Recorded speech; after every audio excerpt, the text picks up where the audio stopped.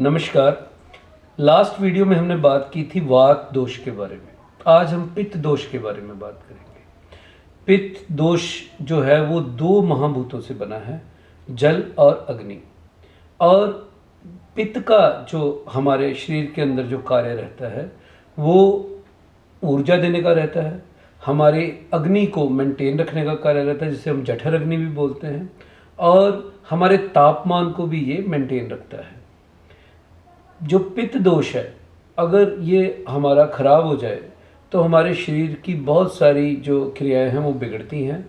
जठर अग्नि क्योंकि हमारे भोजन के पाचन का कार्य करती है, हमारा भोजन पचाती है, जिससे हम बहुत सारी बीमारियों से दूर रहते हैं।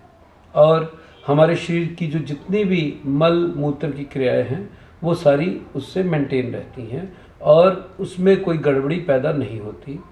आँखों की ऊर्जा इसी से हमारी सुदृढ़ रहती है, हमारी आँखों की ऊर्जा जो है उससे मेंटेन रहती है। अगर हमें पित्त दोष को बैलेंस रखना है या उसको सम रखना है तो हमें अपने भोजन की तरफ ध्यान देना होगा, जिसमें हमें बहुत ज़्यादा खट्टा भोजन नहीं करना चाहिए, तीखा नहीं करना चाहिए ज़्यादा भोजन, हमें ज़्यादा गर्म तसीर वाला खाना हमें नहीं खाना चाहिए, फॉर्मेंटेड खाना नहीं खाना चाहिए हमें, और ज़्यादा गुस्सा भी नहीं करना चाहिए। अगर हम बहुत ज़्यादा धूप में, जैसे गर्मियों में अगर बहुत ज़्यादा धूप में हम रहते हैं तो भी ये दोष जो है वो प्रकोपित होता है, जिससे बहुत सारी बीमारियां जो हैं वो पैदा होती हैं।